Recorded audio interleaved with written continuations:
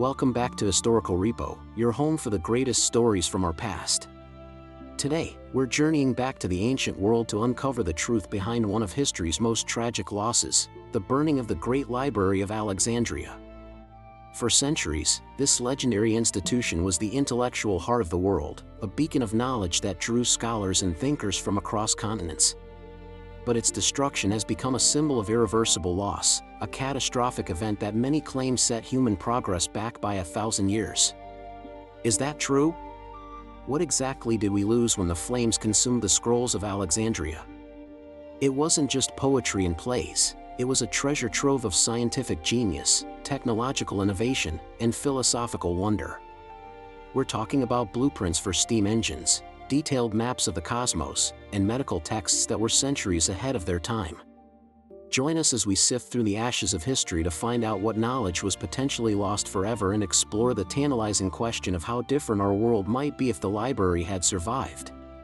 Don't forget to subscribe to Historical Repo for more deep dives into history's biggest mysteries. The story of the library begins not with a fire, but with a grand vision. Founded in the 3rd century BCE by Ptolemy I Soter, a successor to Alexander the Great, the library was more than just a collection of scrolls. It was part of a larger research institution called the Mouseion, a place dedicated to the muses, the goddesses of the arts.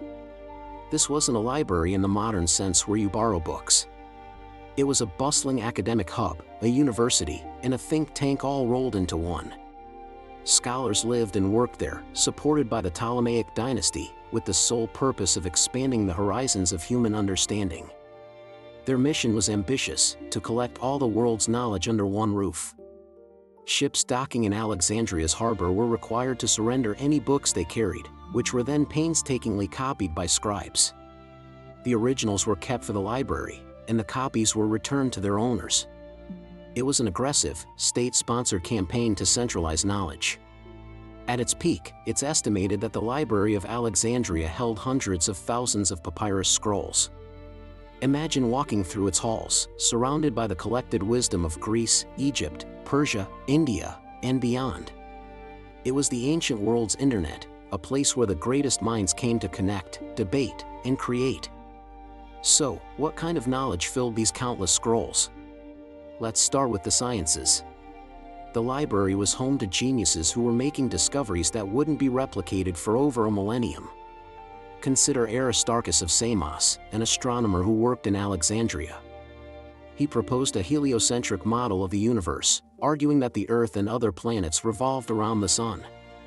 This was nearly 1,800 years before Copernicus would be celebrated for the very same idea.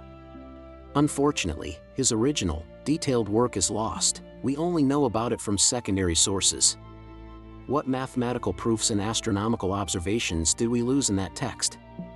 Then there was Eratosthenes, the head librarian, who calculated the circumference of the Earth with astounding accuracy. Using simple geometry and observations of shadows in 2 different cities, he came up with a figure that was less than 2% off the actual value. His maps of the known world were the most advanced of their time. Imagine having detailed geographical knowledge centuries earlier. How would the age of exploration have been different if navigators had access to Eratosthenes' complete works, including potential maps of coastlines and lands that later became new discoveries? The scrolls may have contained detailed atlases and geographical studies we can now only dream of. The field of medicine also flourished in Alexandria. Herophilus, often called the father of anatomy, was one of the first physicians to perform systematic dissections of human bodies. This was a controversial practice, but it allowed him to make groundbreaking discoveries. He distinguished between motor and sensory nerves, identified the brain as the center of the nervous system, and described the function of the heart's valves. His contemporary, Erasistratus, studied the circulatory and respiratory systems. Their writings, which likely contain detailed anatomical drawings and clinical observations, are almost entirely gone. Medical science in Europe would spend the next 1,500 years slowly and painfully rediscovering what the Alexandrian physicians already knew. But perhaps the most tantalizing loss lies in the realm of technology. We often picture the ancient world as primitive, but the scholars of Alexandria were on the cusp of an industrial revolution. The most famous example is Hero of Alexandria, an engineer and mathematician who lived in the 1st century CE. Hero invented the allopile, a simple, bladeless radial steam turbine. It was a sphere that spun on an axle, propelled by jets of steam. While it was likely treated as a novelty, a temple wonder, it was a working steam engine. The principles were there. His lost treatises might have contained more advanced designs, blueprints for practical applications, or the mathematical framework for harnessing steam power. What if, instead of being a toy, the allopile had been developed to pump water, power mills, or even propel vehicles? The Industrial Revolution might have begun in Rome and Egypt, not 18th century Britain. Hero also created automated temple doors that opened with fire, a water-powered organ, and a vending machine that dispensed holy water when a coin was inserted. These weren't just clever gadgets, they were demonstrations of complex principles of mechanics, pneumatics, and hydraulics. The loss of his full body of work is a loss of a completely different technological timeline. Beyond science and technology, the library held immeasurable cultural treasures. It was here that 72 scholars supposedly translated the Hebrew Bible into Greek, creating the Septuagint. This act alone shows the library's role as a bridge between cultures. The library also housed the definitive versions of the great works of Greek literature. Scholars like Xenodotus and Aristophanes of Byzantium painstakingly edited the works of Homer, Plato, and the great tragedians. They invented systems of punctuation, accentuation, and critical annotation to preserve the texts in their most authentic forms. How many plays by Sophocles or Euripides are lost forever? We know that Sophocles wrote over 120 plays, but we only have 7. We have a fraction of the works of countless poets, historians, and philosophers. The library likely held the only copies of many of these masterpieces. The fire that destroyed the Library of Alexandria has become a legend, often depicted as a single, cataclysmic event where barbarians torched the entirety of ancient wisdom. But the reality is far more complex. There wasn't one fire, there were several destructive events over centuries. The first major blow came in 48 BCE during Julius Caesar's civil war in Alexandria. While pursuing his rival Pompey, Caesar set fire to ships in the harbor.